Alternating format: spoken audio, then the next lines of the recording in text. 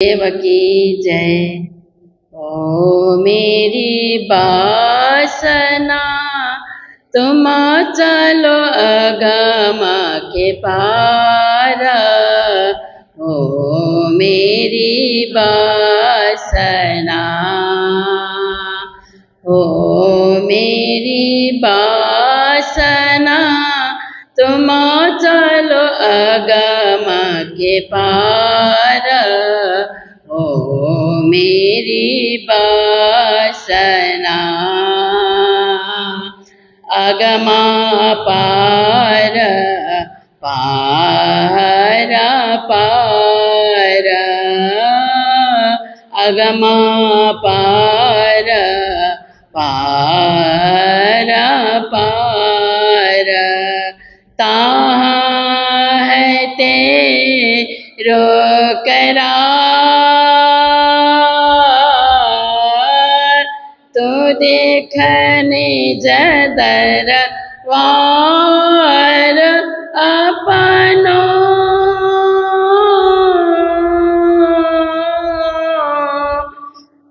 सुरत याही संभार, तुम चलो अगम के पार। ओ मेरी वासना, तो कहाँ देखे इन खेल में, ए तो पड़ो प्रतिबिंब। तो कहाँ देखे इन खेल में, ए तो पड़ो प्रतिबिंब। प्रपंच पाँचों ताहत मिल सब, प्रपंच पाँचों ताहत मिल सब, खेलत सुरत के संग। ओ मेरी वासना, यामें गुणी ज्ञानी मुनि महांता, यामें गुणी ज्ञानी मुनि महांत, अगमा कर कर गावे। सुने सीखे पाड़े पंडिता, सुने सीखे पाड़े पंडिता, पार कहीं ना पावे। तुम चलो अगम के पार। ओ मेरी वासना, तो देख दर्शन पाहंत पैरे, तो देख दर्शन पाहंत पैरे। कारे की वसिदा साधा, चारे चादे सन समावेता, चारे चादे सन समावेता। आरे आगामा गादा, तुम चलो अगम के पार। ओ मेरी वासना, सच्चिदानंद गुरुदेव की जय।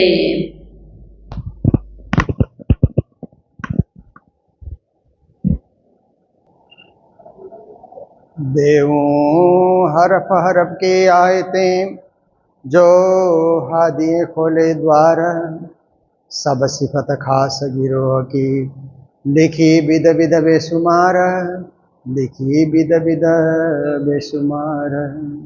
बोलो कृष्ण कन्हैया लाल की, श्री निजानंद स्वामी की, श्री प्राणनाथ प्यारे की, महारानी बाईजुराज की, महाराजा छत्रसाल की, गुरुजी मंगलदास महाराज की, श्री कृष्ण प्रणामी धर्म की, तीनों पुरी धाम की, सर्व सुंदर साथ की,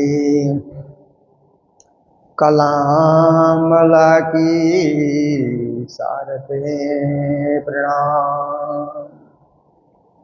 उपस्थित धर्मप्राण शिरोमणि सुंदर साथ जी, माताएं बहनें भाइयों, ज्ञान गंगा भक्ति यमुना सेवा सरस्वती। देखिए, हिंदू धर्म में, हिंदू परंपरा में 3 नदियों का विशेष महत्व है ना, गंगा यमुना सरस्वती।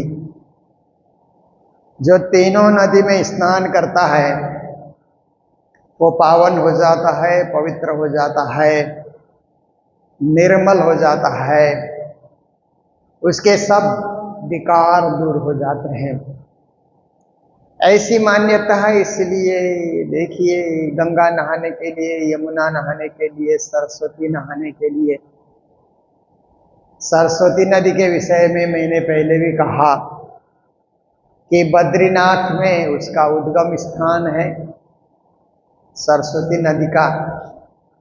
फिर आकर के तीर्थराज प्रयाग में वो प्रकट होती है। 2 तरफ से गंगा और यमुना मिलते हैं और नीचे से सरस्वती का उद्भव होता है, ऐसी पौराणिक मान्यता है, प्राचीन मान्यता है। इसलिए तीर्थराज प्रयाग को त्रिवेणी संगम, 3 नदियों का संगम ऐसा माना जाता है। तो ये तो पानी का संगम है, नदियों का संगम है, तीर्थ जल का संगम है। एक भावनात्मक संगम भी होता है। जैसे गंगा कहते ही ज्ञान कहा जाता है ना, ज्ञान गंगा, जो ज्ञान की बातें कहीं होती है, अच्छी बातें, धर्म की बातें, शुभ शुभ बातें, तो उसको ज्ञान गंगा कहा जाता है। फिर यमुना की जहां बात आती है तो भक्ति यमुना। आप देखिए, हरिद्वार से होकर के गंगा जी बहती है, इसलिए कि वहां पहले भागवत की कथा हुई हरिद्वार में, इसके लिए गंगा ज्ञान का प्रभाव वहां से चल रहा है। और यमुना बहती है मथुरा वृंदावन में, तो वहां भक्ति, गोपी भाव की भक्ति, कृष्ण की भक्ति वहां से विश्व भर में फैली। इसीलिए भक्ति यमुना, जहाँ यमुना बहती है वहाँ भक्ति का प्रभाव है।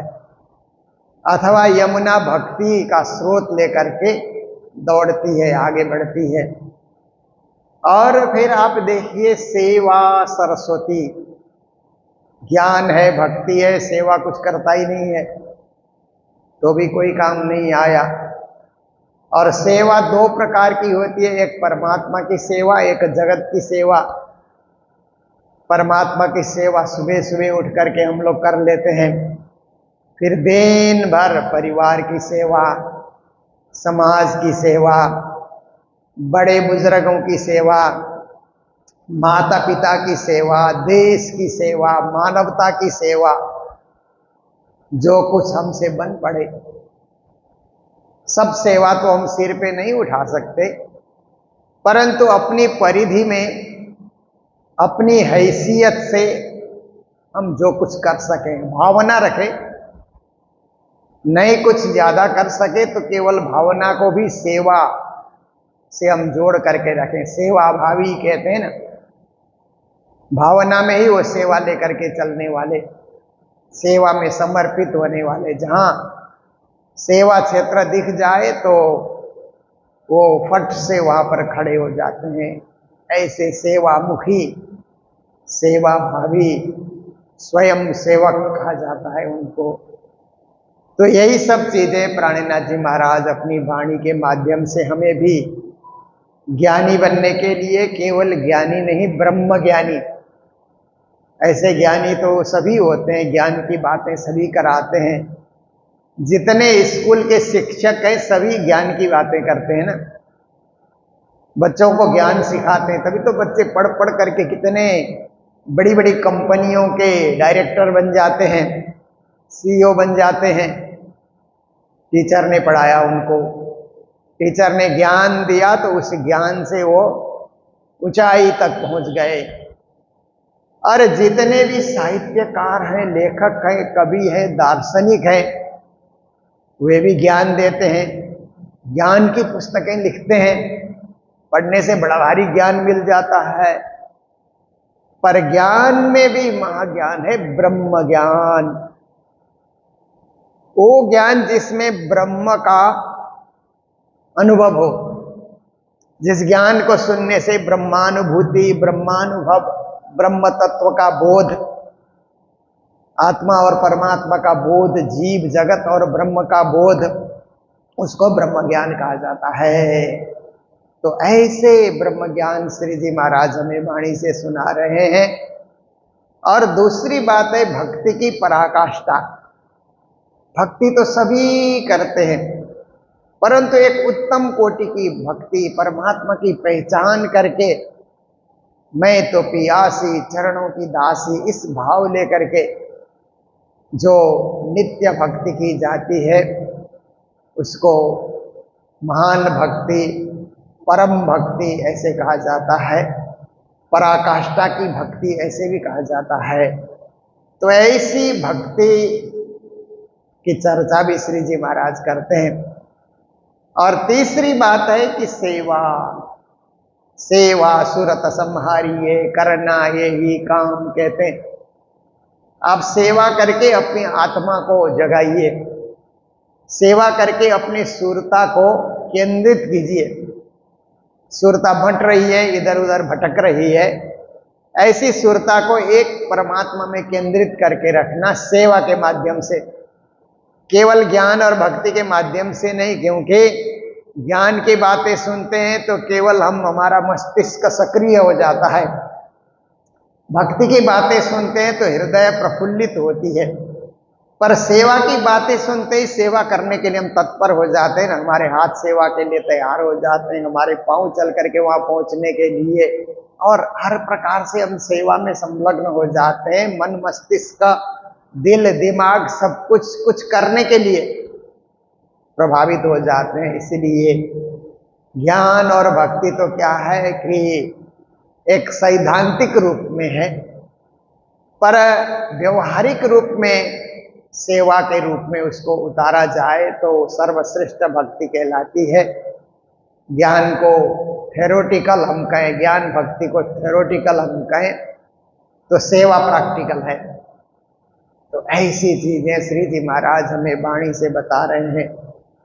तो कहते हैं आज की चौपाई में कि धर्मशास्त्र में सब इशारे लिखी गई है, क्योंकि इशारों को समझना, समझदार लोग ही इशारे समझते हैं ना, और ना समझ लोग हो तो इशारे नहीं समझते। जैसे आपके घर के बच्चे हैं ना, तो कभी कभी मेहमान आ जाते हैं तो बच्चे भी वहीं खेलते हुए होते हैं। आपका जो सिटिंग रूम है घर में, बच्चों को खेलने की जगह भी वही होती है, क्योंकि बच्चों को भी बड़ा रूम चाहिए खेलने के लिए। और जब मेहमान आते हैं तो उनको बैठाने की जगह भी वही होती है। तो जैसे ही मेहमान अंदर प्रवेश करते हैं ना, आप आंख से बच्चे को बोलते हैं ऊपर सीढ़ी में चले जाओ, ऊपर खेलो।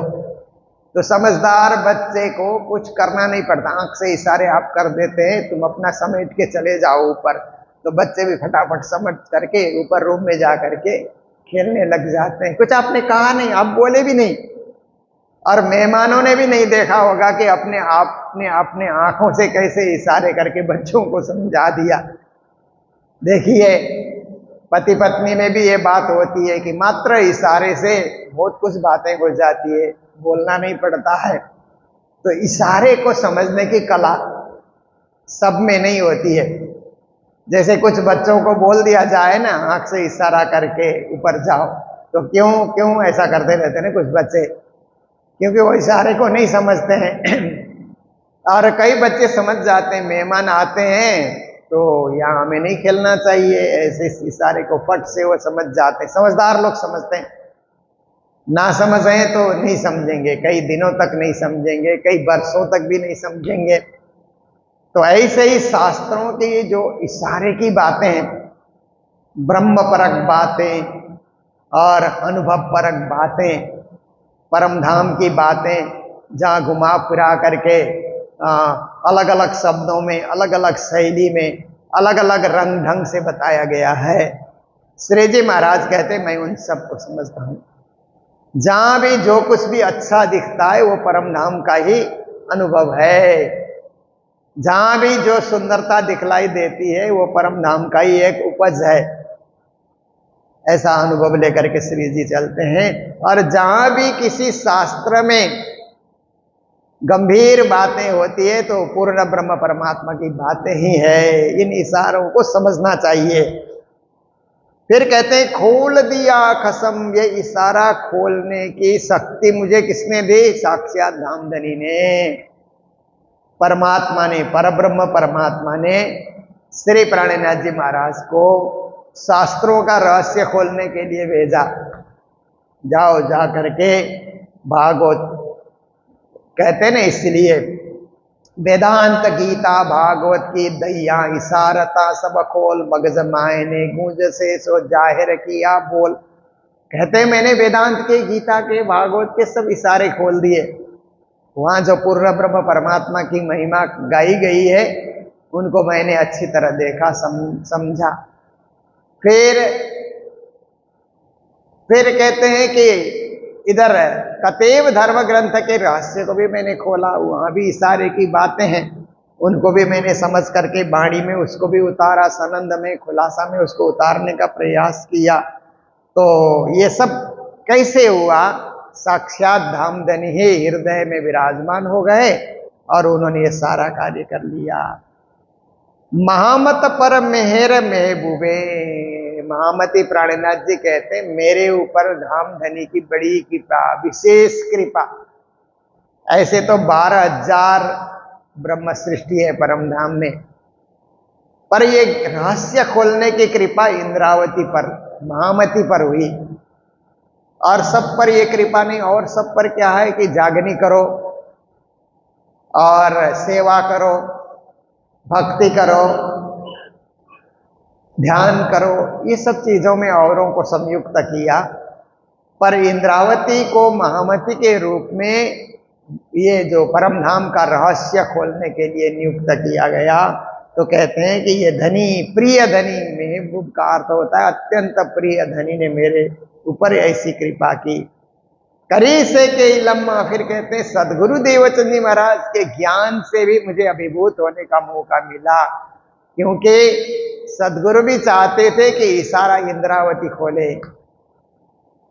तो कहते हैं ना, आप अभी न खोले दरबार मुझसे खोलाए कि वो विस्तार, प्रकट बानी में चौपाई आती है ना कि सदगुरु चाहते तो परम धाम का दरवाजा खुद ही खोल सकते थे, क्योंकि क्यों नहीं खोलेंगे, एक एक सखी खोल सकती है।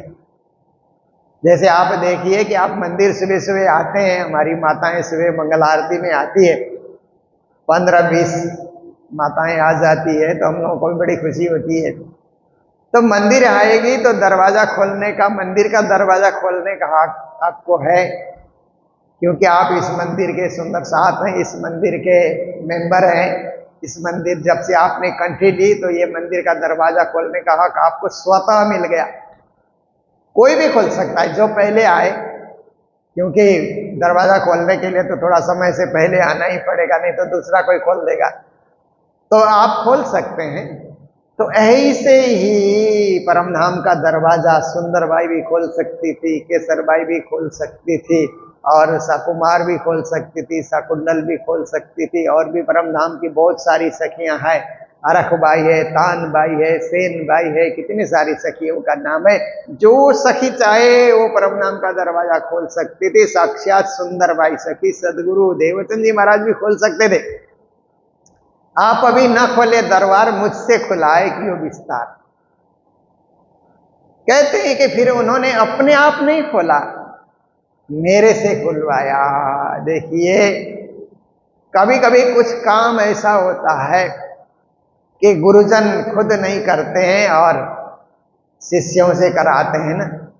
कभी कभी माँ बाप नहीं करते हैं, अपने बच्चों से कराते हैं। आप लोग आगे बढ़ो, हम तो हैं ही, आप लोग भी आगे बढ़ो ना।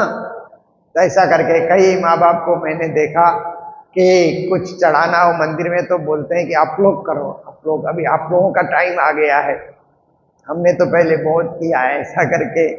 तो उनको अच्छा लगता है, और जो उनके बच्चे हैं उनको भी अच्छा लगता है। तो उदाहरण है।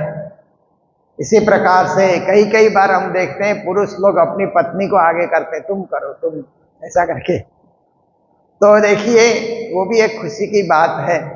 तो इसी प्रकार से धनी ने, धाम धनी ने, सदगुरु श्री देवचंद जी महाराज ने इंद्रावती को आगे करना चाहा। ये कार्य इंद्रावती से हो जाए तो मुझसे खुलाए कि वो विस्तार कहते हैं, वो परमधाम का दरवाजा मेरे से खुलवाया। ये दरवाजा खोलने की बात मात्र नहीं है कि एक दरवाजा बंद है उसको खोल दिया, ऐसी बात नहीं है। परमधाम के चप्पे चप्पे का रहस्य खोलने की बात है। सदगुरु महाराज भी अपने मौखिक प्रवचनों में खोलते थे, परमधाम का सब रहस्य बताते थे।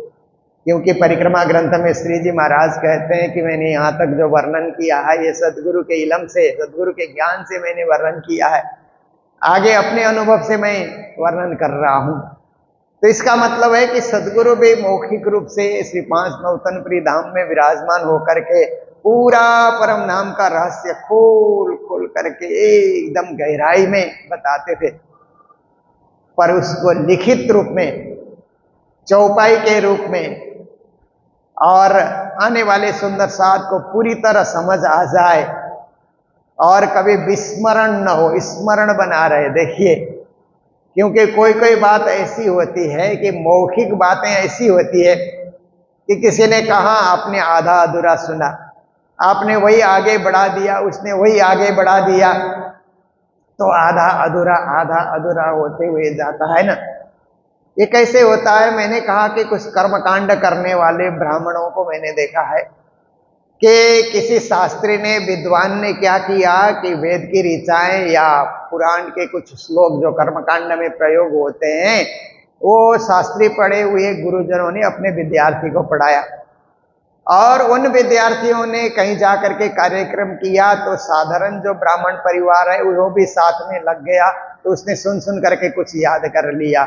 वो अब आगे कर्मकांड शुरू कर देता है तो श्लोक पूरे उच्चारण नहीं करता है, कहीं कहीं उसका अनुसार है, विसर्ग है, शुद्ध उच्चारण नहीं होता है, फिर भी किए जा रहा है, पूरा कर्मकांड वो भी चला देता है। पर वही लिखित पुस्तक में हो तो फिर शुद्ध उच्चारण होगा। मौखिक रूप से याद करें तो अशुद्ध उच्चारण हो जाता है, लिखित में पढ़े तो शुद्ध उच्चारण होता है।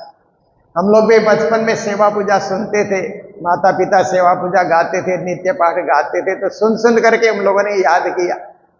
पर कुछ कुछ चौपाइयां, कभी कुछ कुछ शब्द ऐसे होते हैं कि हमने सुना पर सही नहीं सुना, गलत सुना। जैसे आप भाई नेरे नौखंड आरती है ना, ये कभी कभी सुन सुन करके पूरी जो है ना नौखंड आरती पूरी चौपाइयां याद हो जाती है, पर उसका शुद्ध स्वरूप क्या है देखना होगा, तो फिर गोटा खोल करके हमको देखना ही पड़ता है, तब जाकर के हमको अनुभव होता है। तो यही है कि परम धाम का रहस्य वाणी में, परिक्रमा में, सागर में, श्रृंगार में, खिलवत में श्री जी महाराज ने खोला।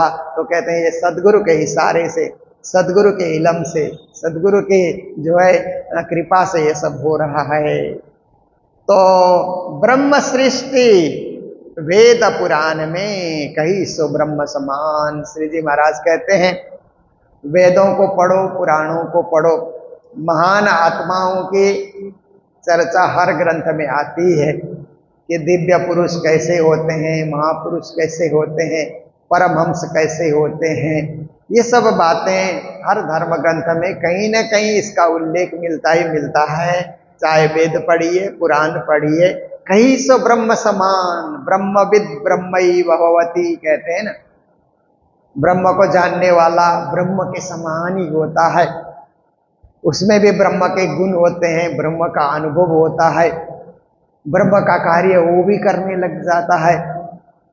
तो अहम ब्रह्मास्मि, ये जो है ये भी अनुभव है कि व्यक्ति इतना ज्ञानी बन गया कि मैं ब्रह्म हूं, ऐसा अनुभव होने लगा। ब्रह्म का अंश हूं। मनुष्य ब्रह्म तो कभी बन नहीं सकता है, परंतु ब्रह्म का अंश जरूर बन सकता है।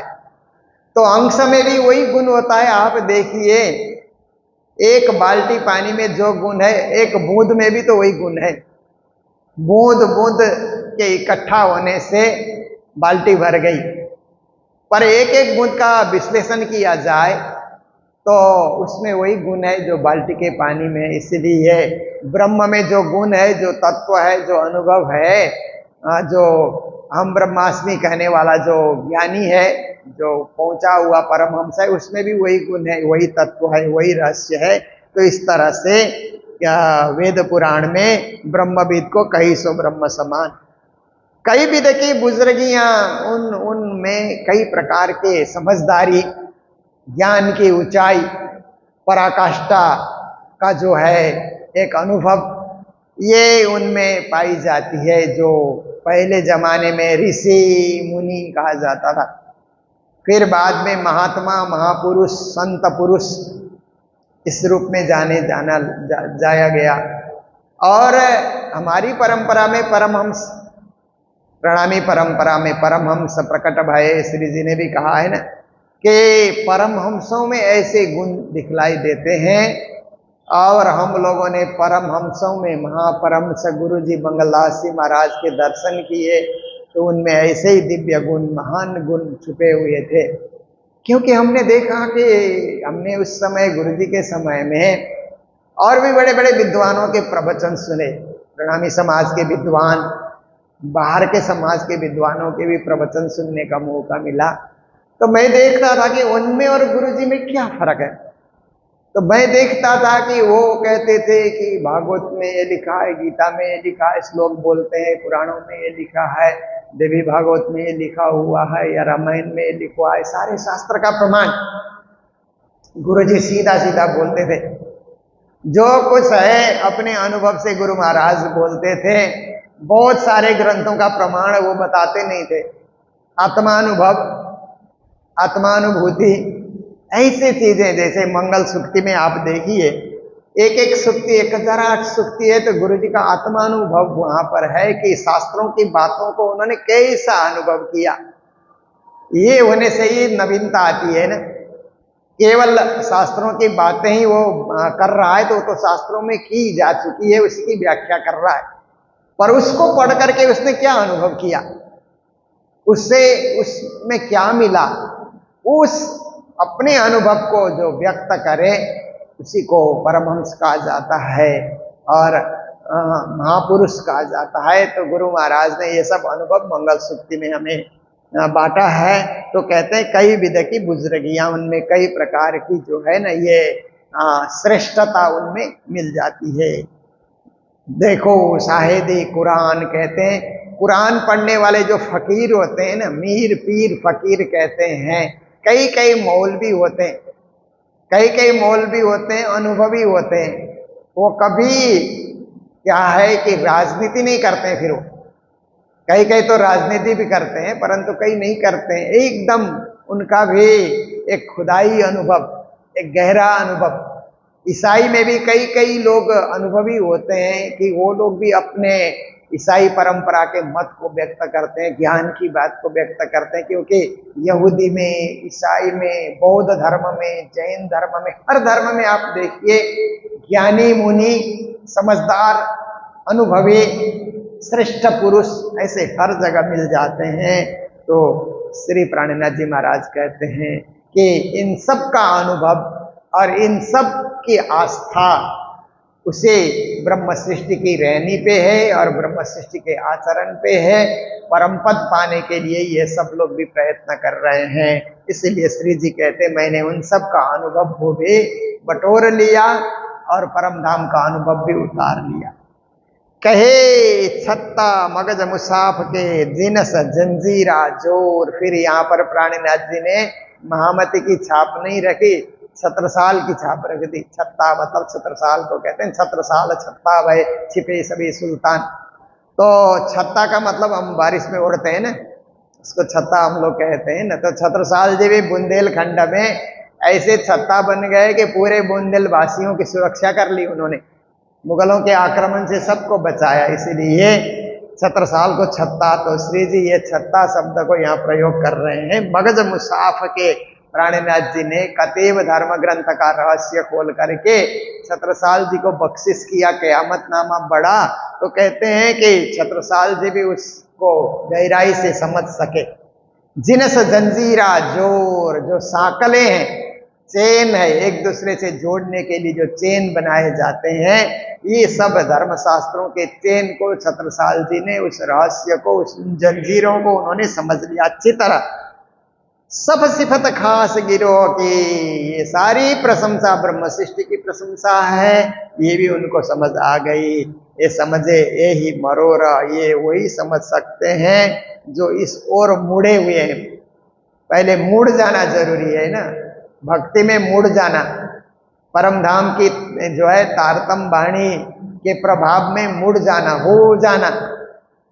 ये मुड़ाने वाली बात नहीं है, विचार मुड़ाने वाली बात है ना। विचार को उस ओर मोड़ दिया जाए, और जो मुड़े हुए होते हैं, मरोड़ खाए हुए जो होते हैं, वो इसके रहस्य को, इस गूढ़ भेद को, गंभीर बातों को वही समझ सकते हैं, औरों को भी समझा सकते हैं। खुद भी पावन बनते हैं, औरों को भी पावन बना देते हैं। यही शिक्षा श्री जी महाराज हमें इस वाणी के माध्यम से प्रदान कर रहे हैं। और आज का समय हमारा यही पूर्ण होने आता है। हम सब लोग धीरे धीरे करके अब गुरु पूर्णिमा महोत्सव है ना, गुरु पूर्णिमा महोत्सव की ओर हम लोग आगे बढ़ रहे हैं। और गुरु पूर्णिमा महोत्सव के तुरंत बाद फिर बीतक एक महाव्यापी हमारी तपस्या, हमारी भक्ति साधना, ज्ञान साधना, सेवा साधना का समय आ रहा है, जो श्रावण मास में प्रतिवर्ष हम लोग करते हैं। इस वर्ष भी होगा। और इस वर्ष मुझे सिलीगुड़ी में ही रहने का और आप सब सुंदर साथ के बीच बीतक चर्चा करने का मुझे मौका मिल रहा है। श्री राज जी की कृपा है, श्री गुरु जी की कृपा है। तो इन्हीं शब्दों के साथ यही जानकारी देते हुए अभी के प्रसंग को यही विराम दे रहे हैं। बोलो सतगुरु महाराज की, श्री प्राणनाथ प्यारे की, सर्व सुंदर साथ की। कहे छत्ता मगज मुसाफ के, जिनसा जंजीरा जोरा। सब सिफत खासा गिरोह की,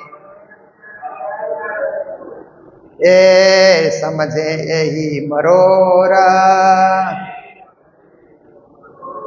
ए समझे यही मरोरा। बोलो श्री प्राणनाथ प्यारे की, श्री धाम के धनी की प्रणाम।